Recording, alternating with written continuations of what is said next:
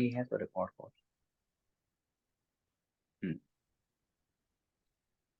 कहाँ पे थे आपने? यहाँ पे। हाँ, तो जो भी कंपाउंड होते हैं उसकी जो प्रॉपर्टी होती है वो कंप्लीटली डिफरेंट होती है फ्रॉम, यार ये बस मैं दिखाई, हाँ, कंप्लीटली डिफरेंट होती है फ्रॉम इट्स कंस्टिट्यूटिंग एलिमेंट। मतलब मैंने कहा वाटर है, क्या फॉर्मूला है वाटर का?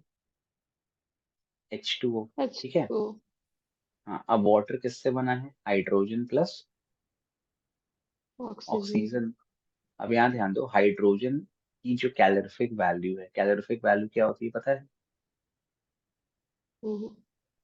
Amount of heat given by a substance on burning 1 kilogram of the substance. 1 kilogram जलाने पर कितनी हीट निकलती है, वो कैलोरीफिक वैल्यू होती है। तो हाइड्रोजन की जो कैलोरीफिक वैल्यू है या जो वो हीट देता है, जो एनर्जी देता है, वो बहुत हाई होती है। इसीलिए लिक्विड हाइड्रोजन को अपन रॉकेट फ्यूल में यूज करते हैं। और ये जो ऑक्सीजन है, ऑक्सीजन क्या करता है? सपोर्ट्स। क्या सपोर्ट करता है ऑक्सीजन? कंबशन। हाँ, इट नहीं, बर्निंग। सपोर्ट्स। हाँ, वही कंबशन बोलो बर्निंग बोलो, बात एक ही है। कंबशन का मतलब ही है burning in presence of oxygen. Burning. ठीक है। तो ये कंबशन को सपोर्ट करता है और इन दोनों से मिलके क्या बन गया? पानी। ये आग को बुझा देता है, एक्सटिंग्विश कर देता है ना, करता है ना। तो ये जलता है, ये जलने में मदद करता है और ये बुझाता है। तो वही है, the properties of a compound are entirely different from the properties of its constituting element. ठीक है। तो कंपाउंड में जो भी आपका कंपाउंड फॉर्म होगा उसकी प्रॉपर्टी बिल्कुल अलग होगी। ठीक। नेक्स्ट देखते हैं आगे। नेक्स्ट आएगा मिक्सचर ना। हम्म, अच्छा देखो, ये कंपाउंड के टाइप दिए हैं, दो टाइप होते हैं, एक होता है ऑर्गेनिक और एक होता है इनऑर्गेनिक। इनऑर्गेनिक। इनऑर्गेनिक मतलब वो सारे कंपाउंड्स जो हमें नॉन लिविंग थिंग्स से मिलते हैं। जैसे समुद्र से नमक मिल गया, चट्टानों से नमक मिल गया, तो ये सब चीजें जो हमें मिलती हैं जो नॉन लिविंग थिंग्स है वो इनऑर्गेनिक है। ठीक।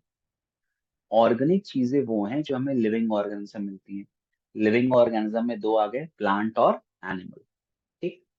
तो वो सब ऑर्गेनिक है। और ऑर्गेनिक का जो मेजर कंटेंट है वो क्या होता है? कार्बन। कार्बन तो होगा ही, साथ में और क्या हो सकता है? हाइड्रोजन होगा, ऑक्सीजन हो सकता है, फास्फोरस हो सकता है, नाइट्रोजन हो सकता है, सल्फर हो सकता है। लेकिन कार्बन तो होगा ही ऑर्गेनिक, चाहे कुछ हो ना हो। Carbon is the most essential part of organic compound. एक सिंपल ऑर्गेनिक कंपाउंड है ग्लूकोज, C6H12O6, जो अपनी बॉडी में यूज होता है process. Glucose for giving energy, है ना। अब नेक्स्ट आ गया मिक्सचर। क्या होता है मिक्सचर? जिसमें कोई चीज को लाइक मिक्स करना, लाइक दो ज्यादा चीजों को एक साथ वो करना। when mix. two or more substances are mixed physically, कोई केमिकल रिलेटेड रिएक्शन नहीं होता, आर मिक्स्ड हाँ। फिजिकली इन एनी रेशियो, है ना। कोई भी फिक्स रेशियो नहीं है। ठीक है।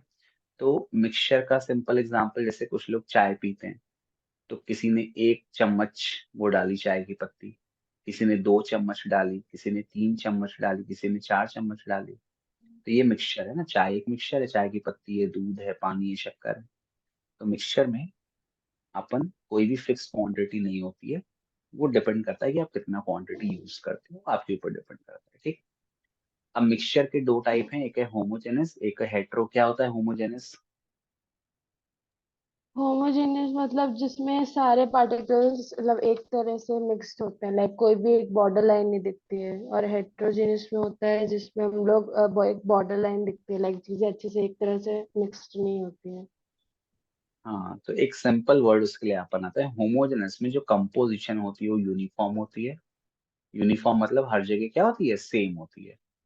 तो homogeneous has uniform composition, whereas heterogeneous has non uniform composition. हाँ, फिर वो आपने सही बोला कि होमोजेनस में कोई बाउंड्री, विजिबल बाउंड्री नहीं दिखती। जैसे मैंने नमक मिला दिया पानी में या मैंने नींबू मिला दिया पानी में, तो एक बार मिलने के बाद फिर आप ये नहीं कह सकते कि नमक यहाँ पर है या फिर नींबू यहाँ पर है, पानी यहाँ पर है। दोनों मिक्स दिखाई देते हैं, है ना। You can not differentiate by looking at it by your naked eyes. लेकिन हेट्रोजेनस में क्या है कि विजिबल बाउंड्रीज होती हैं, आप देख के बता सकते हो कि कौन कहाँ पर है। ठीक है। सिंपल एग्जांपल क्या है हेट्रोजेनस का, वो मैंने मिला दिया कुछ भी। जैसे गेहूं में कंकड़ मिला है, ऑयल तो और गेहूं वाटर। अलग। हाँ, ऑयल वाटर, गेहूं में कंकड़, बहुत सारे हैं। सैंड में चौक मिला दिया, है ना। मतलब कुछ भी आप इसमें कोई भी कह सकते हो, बहुत सारे एग्जांपल हैं। आलू की सब्जी हो गई, आलू में न्यूट्रेला मिला दिया, न्यूट्रेला अलग दिख जाएगा, आलू अलग दिख जाएगा। तो ये सब मिक्सचर है, ठीक है। अब आगे बढ़ते हैं। ये सब तो बेसिक है, आपने पढ़ा भी है पहले। इसमें कैसे एनोट कैसे बंद करते हैं यहाँ से, सॉरी। ये देखो डिफरेंस दिए, डिफरेंस बन जाएंगे ना ये सारे। हाँ हाँ अच्छा हाँ, बनेंगे मिक्सचर में एक चीज और है कि जो भी इंडिविजुअल कंपाउंड हैं वो अपनी प्रॉपर्टी रिटेन करते हैं, प्रॉपर्टीज खोते नहीं है। एग्जाम्पल क्या था, नहीं जैसे है। कंपाउंड में खो दे रहे थे, तो मिक्सचर में ऐसा नहीं होता। जैसे मैंने नींबू मिलाया, शक्कर मिलाया, पानी मिलाया, तो नींबू का भी स्वाद आएगा, शक्कर का भी आएगा, वाटर का तो ऐसे कोई टेस्ट होता नहीं है ना।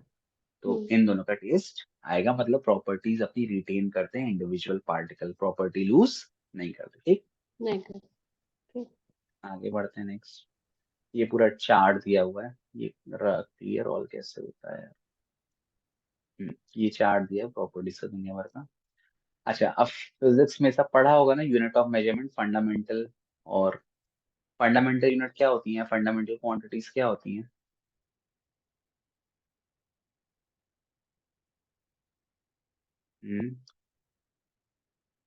फंडामेंटल क्या होता है बेटा।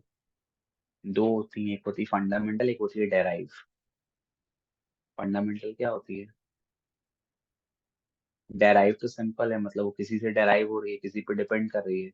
फंडामेंटल क्वांटिटीज वो क्वांटिटीज होती हैं जो किसी और क्वांटिटी पर डिपेंड नहीं करती, खुद को रिप्रेजेंट करने के लिए, है ना। हेलो।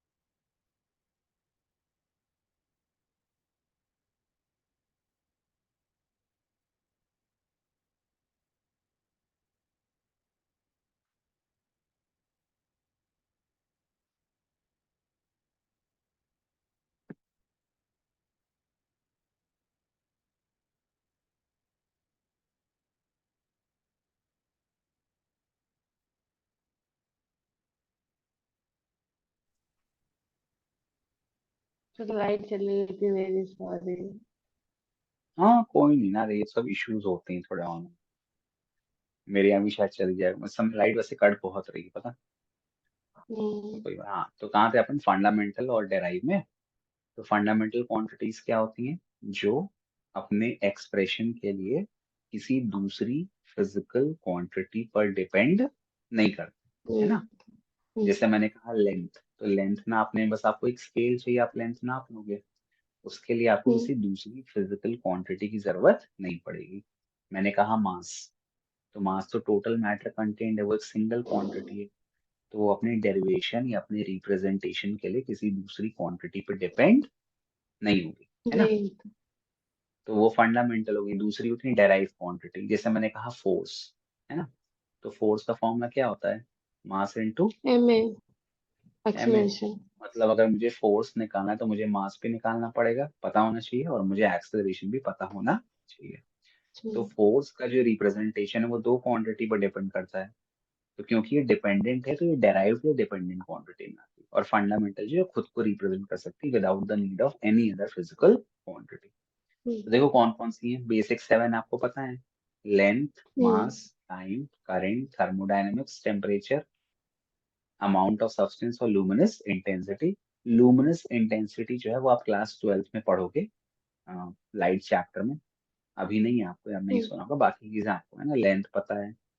हम्म, क्या है इसका डायमेंशनल फॉर्मूला, एल, है ना, हाँ, मास का कैपिटल एम, टाइम का कैपिटल टी, करंट का एम्पियर का ए, और टेम्परेचर का के क्या है के, केल्विन, हाँ kelvin. Sorry, amount of substance का स्मॉल एम, और लुमिनेसेंट इंटेंसिटी का यहाँ पे आई दिया है। वैसे कैंडेला सीडी, हाँ चलो ठीक है, आई भी ऐसा ले लिया, ये अभी आपके सिलेबस में, इसको छोड़ दो।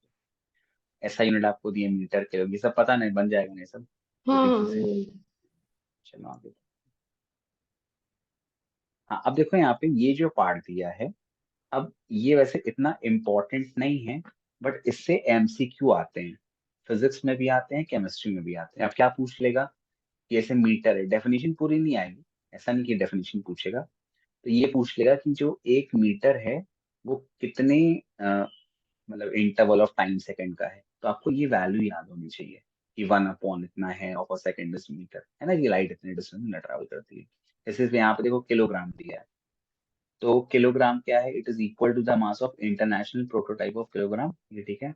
सेकंड जैसे दिया है, तो सेकंड कितना दिया है, it is the duration of इतना period of radiation which correspond to transition between two hyperfine of ground state of कौन सा, सीजियम। तो अब क्वेश्चन ये पूछ लेगा कि सेकंड की ऐसा यूनिट निकालने के लिए किस सब्सटेंस का यूज किया गया, किसका यूज किया गया, सीजी। इसमें ये रटने वाला है, इसको याद कर लेना, ठीक है। ओके। जैसे कैल्विन पूछ लिया तो ये 1 अपॉन, ये तो पता है 273.16, कई बुक में हाँ, 15 दिया है, कई जगह 16, ठीक है, आप 16 याद कर लो। एम्पियर जैसे दे दिया, है ना, तो इसमें ये पूछ लिया कितना फोर्स लगता है, ये चीज पूछ लिया, तो इसमें बस ये जो वैल्यूज हैं उसका करना, डेफिनेशन याद करने की जरूरत नहीं है, ठीक। ओके, ठीक। मोल हो गया, क्वांटिटी ऑफ सब्सटेंस, तो क्लास 9 में भी आपने पढ़ा है, ठीक है। नेक्स्ट आ गया मास एंड वेट, क्या डिफरेंस है मास और वेट में। मास होता है the area occupied by the particles, और वेट होता है जिसमें ग्रेविटी, किसी चीज पे ग्रेविटेशनल उसका जो इफेक्ट होता है उस पर बेस्ड होता है, लाइक मास प्लस ग्रेविटी होता है वेट। नहीं, मास हो गया टोटल मैटर कंटेन्ड, है ना, hmm, mass is total matter contained, area नहीं होता, केवल टोटल मैटर कंटेन्ड। और वेट क्या होता है, वेट का फॉर्मूला होता है एम इंटू जी। वेट की डेफिनेशन क्या है, the force by which the earth attracts any object towards its centre. जैसे हम्म, मैं यहाँ पे बैठा हूँ, तो मेरे मेरे अंदर मास तो है, मैटर है मेरे अंदर, साथ में और क्या हो रहा है, ग्रेविटी मुझको खींच रही है नीचे। तो अगर मान लो किसी को मेरे को गोदी उठाना है, या मेरे को छोड़ दो, इस फोन की बात करते हैं, फोन मेरे हाथ पे रखा है, अगर मैं उसे इस फोन को उठाना है, तो मैं बस इसके मास को नहीं उठा रहा, मैं क्या उठा रहा हूँ, इसका वेट उठा रहा हूँ, क्योंकि मुझे ग्रेविटेशनल फोर्स को भी ओवरकम करना है। तो वेट का फॉर्मूला क्या है, एम इंटू जी। जैसे सपोज इस हम्म, फोन का मास है 1 kg, और ग्रेविटी की वैल्यू मैं 10 ले लेता हूँ मीटर पर सेकंड स्क्वायर, तो मुझे कितना फोर्स लगाना पड़ेगा उसको उठाने के लिए, मिनिमम कितना लगाना पड़ेगा, 10 न्यूटन लगाना पड़ेगा। हम्म, जैसे मान लो मेरा वजन 80 किलो है, और ग्रेविटी 10 है, तो अगर मुझको कोई गोदी उठा रहा है इन केस, तो कितना फोर्स लगाएगा, 80 × 10 800 न्यूटन उसको फोर्स 800 लगाना मीटर। पड़ेगा। तो मास सिंपली है total matter contained inside the body, और वेट है the force by which the earth attracts any object towards its centre. और किसी ऑब्जेक्ट को जब आप उठाते हो, तो आप उसका मास नहीं उठाते, उसका वेट उठाते, ठीक। मास को अपन नापते हैं फिजिकल बैलेंस से, या फिर यहाँ पे क्या लिखे, एनालिटिकल बैलेंस या फिजिकल बैलेंस बोलो, तराजू जो होता है सिंपल, ठीक है। हम्म, और वेट को अपन नापते हैं स्प्रिंग बैलेंस से, है ना, स्प्रिंग, आपने भी ये फिजिक्स लैब में जाओगे ना इस साल, तो स्प्रिंग बैलेंस आपको दिखाएंगे। ऐसा एक वो रहता है हम्म, मेजरमेंट का, यहाँ पे रहता है, उसमें एक वो हुक लगा रहता है, यहाँ से लटका देते हैं उसको, जो भी आपका ऑब्जेक्ट है, तो वो रीडिंग दिखा देता है इतना इतना। तो वेट को अपन नापते हैं स्प्रिंग बैलेंस, ठीक। मास आपका स्केलर क्वांटिटी है, वेट आपका कौन सा क्वांटिटी है, स्केलर का अपोजिट क्या होता है। मास वेक्टर क्वांटिटी है, वेक्टर वेक्टर।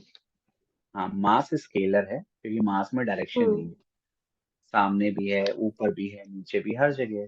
लेकिन वेट, हम्म, वेट का डायरेक्शन क्या है, it is always acting towards the centre of earth, है ना, वेट हमेशा नीचे लगता है। हम्म, तो वेट आपकी वेक्टर हाँ, क्वांटिटी है। वॉल्यूम, हम्म, वॉल्यूम क्या होता है बताओ। एरिया ऑक्यूपाइड बाय नहीं नहीं, एरिया अलग होता सब्सटेंस और मैटर। एरिया अलग होता है बेटा, एरिया की यूनिट होती है मीटर स्क्वायर और वॉल्यूम की यूनिट होती है मीटर क्यूब। अंतर है ना दोनों में, यूनिट अलग अलग है। वॉल्यूम का फॉर्मूला अलग होता है चीजों में, एरिया का फॉर्मूला अलग होता है ना। जैसे स्फीयर का वॉल्यूम है 4 पाई r स्क्वायर, अरे sorry area, surface area sphere का, और वॉल्यूम क्या हो जाएगा 4/3 पाई r क्यूब। मतलब वो जो फॉर्मूले, जगह हाँ वही। कवर हाँ, करती है वॉल्यूम ना। का सिंपल मतलब है स्पेस, कितना स्पेस ऑक्यूपाई कर रहा है ना। और वॉल्यूम एक 3 डायमेंशनल क्वांटिटी है, उसमें लेंथ भी है, ब्रेथ भी है, हाइट भी है। इसीलिए उसका यूनिट किसमें आता है, मीटर क्यूब, मतलब metre into metre into metre. तो लेंथ भी है, ब्रेथ भी है, हाइट है, वॉल्यूम इज 3 डायमेंशन।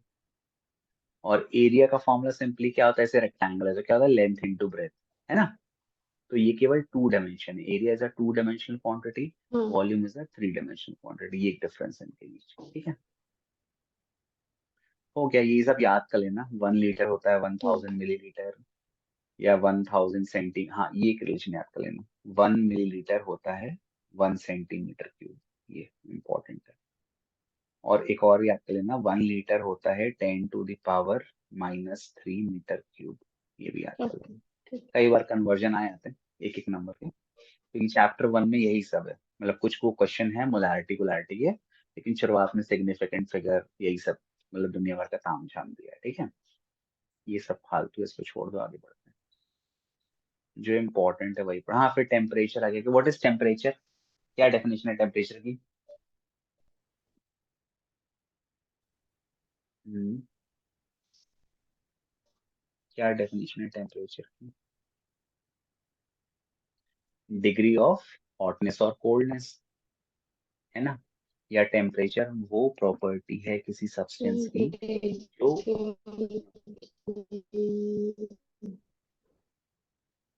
या टेम्परेचर वो क्वांटिटी है या वो प्रॉपर्टी है किसी भी सब्सटेंस की जो डिसाइड करती कि हीट फ्लो कहाँ होगा। अगर बॉडी का टेम्परेचर ज्यादा है, मतलब मान लो मेरा टेम्परेचर ज्यादा है, इस पेन का टेम्परेचर कम है, तो हीट मेरी बॉडी से पेन में जाएगी। और मान लो अगर मेरी बॉडी का टेम्परेचर कम होता है इस पेन से, तो हीट इस पेन से मेरी बॉडी में जाती है। टेम्परेचर वो फैक्टर है जो डायरेक्शन ऑफ हीट फ्लो को कंट्रोल करता है, ठीक है। चलो आगे बढ़ते हैं। अब टेम्परेचर के स्केल दिए हैं, 3 स्केल हैं। एक है सेल्सियस, अरे यार सॉरी, ओ सॉरी, ये थोड़ा अजीब ऐप है, इतना अच्छा नहीं है। मैं इसका मैंने वो वाला किया था। हाँ देख लो यहाँ पे। हाँ, सबसे पहला है कि कैल्विन स्केल हो गया, ये सेल्सियस स्केल हो गया, और ये फ़ारेनहाइट हो गया। तीनों के बीच एक रिलेशन है, उस रिलेशन को याद कर लेना, उसका 1 नंबर का क्वेश्चन आ जाता है कि कन्वर्ट सेल्सियस इनटू कैल्विन, या कैल्विन इनटू सेल्सियस, या फ़ारेनहाइट इनटू सेल्सियस, ठीक है। तो बस फॉर्मूला उसको आप याद कर लोगे तो आपको बन जाएगा, ठीक है। देखो यहाँ फॉर्मूला दिया है नेक्स्ट पेज में। ये हैंग हो रहा है मेरा कंप्यूटर, हाँ देखो ये दिए फॉर्मूले। ये दिया है relation between Fahrenheit and Celsius, और ये दिया है relation between kelvin and Celsius. ये पढ़ा है ना, क्लास 9 में पढ़ा है। K is equal to 273.15 plus C। हाँ। ये जो ये जो टेम्परेचर है 273.15 ना, हम्म।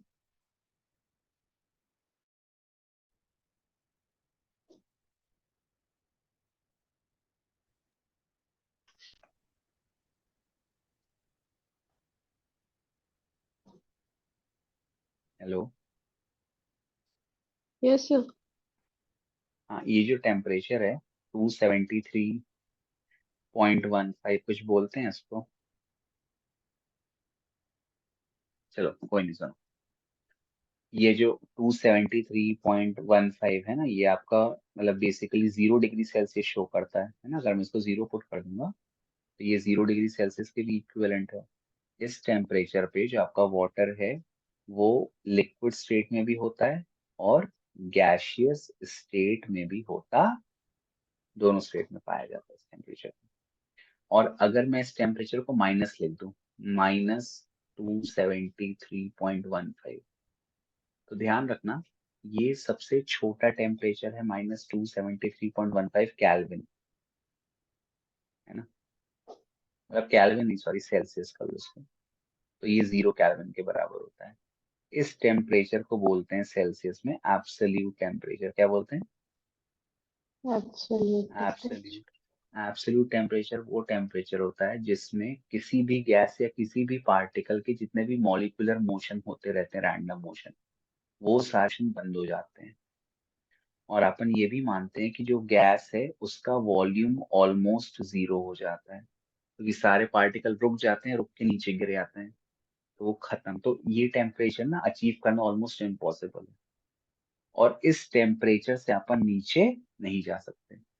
तो 0 केल्विन कह लो या -273.15 डिग्री सेल्सियस कह लो, इसको एब्सोल्यूट टेम्परेचर कहते हैं। इस पे सारा मॉलिक्यूलर मूवमेंट रुक जाता है, और इस टेम्परेचर से नीचे आप नहीं जा सकते। ठीक है। ठीक है, फिर नेक्स्ट टॉपिक आ गया डेंसिटी। क्या होता है डेंसिटी? Simple definition.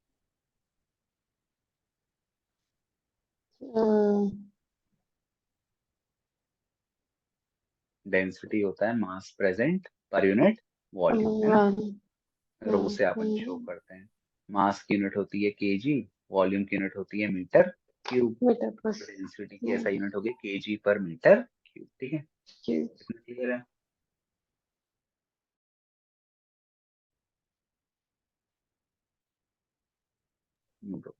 बन जाएगा। हाँ। ये सब तो बेसिक है, आगे देखो नेक्स्ट। हाँ, अब यहाँ से थोड़ा आता है अनसर्टेनिटी इन मेजरमेंट। अब देखो, अगर मैं कोई भी मेजरमेंट कर रहा हूँ तो उसमें एरर आएंगे, हर मेजरमेंट में एरर आता है। अब एरर क्यों आते हैं? यहाँ देखो, दो कारण दिए हैं, skill and accuracy of the worker, और दूसरा है limitation of the measuring instrument. जैसे मान लो मुझे 5 सेंटीमीटर की एक लाइन खींचनी है, तो मेरे को अच्छे से नहीं दिखाई दिया, मैंने सपोज 4.9 सेंटीमीटर खींच दिया, या मैंने 5.1 खींच दिया। तो ये जो एरर आया, ये किस में क्यों आया? ड्यू टू मेरे पर्सनल स्किल अच्छे नहीं है। दूसरा है लिमिटेशन ऑफ मेजरिंग इंस्ट्रूमेंट। मान लो जैसे आपके पास स्केल होती है, उसमें ऐसा रहता है, ये 0 है, 1 2 3 4 5, 1 2 3 4 5, ये 1 सेंटीमीटर है। अब किसी ने बोल दिया कि 1.12 सेंटीमीटर खींच के दिखाओ, तो ध्यान रखो, जैसे मान लो केवल 1.1 दिया होता तो मतलब 1 सेंटीमीटर और 1 मिलीमीटर ऐसा होता, है ना।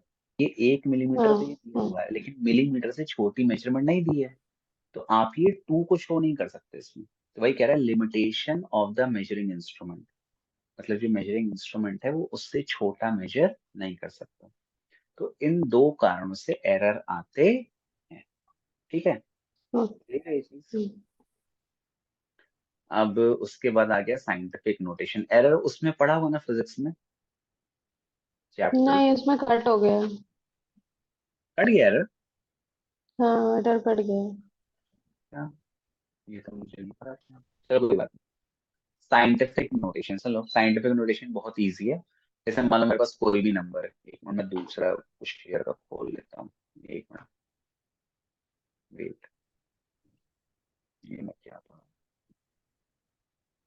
एक मिनट, हाँ। अरे यार, ये पूरा हटता कैसे है?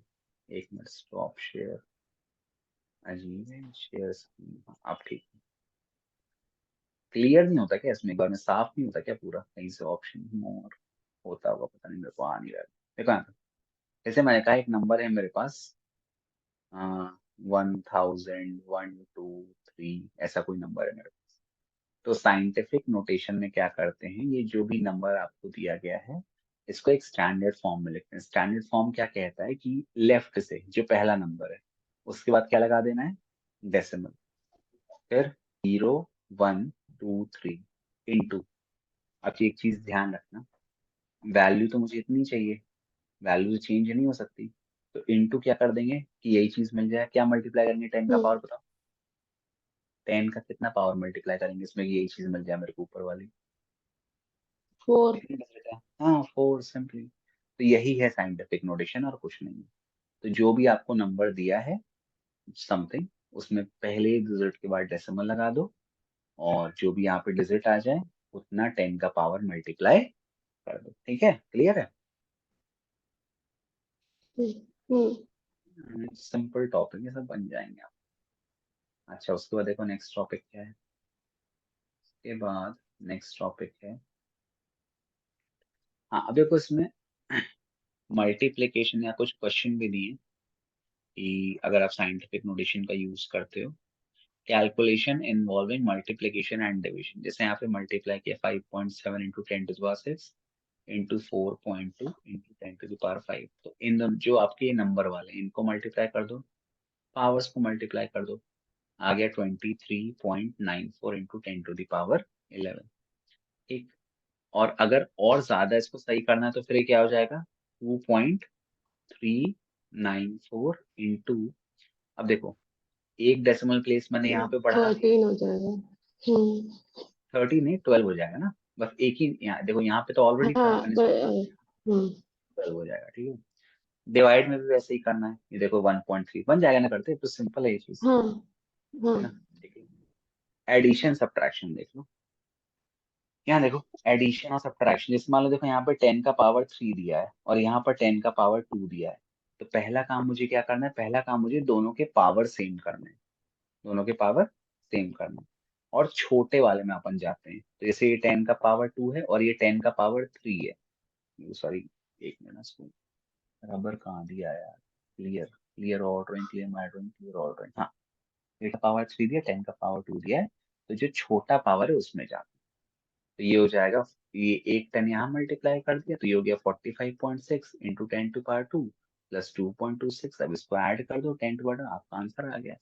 इसको चाहो तो फिर और ऐसा कर सकते हो, 4.822 इंटू 10⁻, कितना हो जाएगा, 3 हो जाएगा। ठीक है, 3। ये भी सही है, कोई दिक्कत नहीं।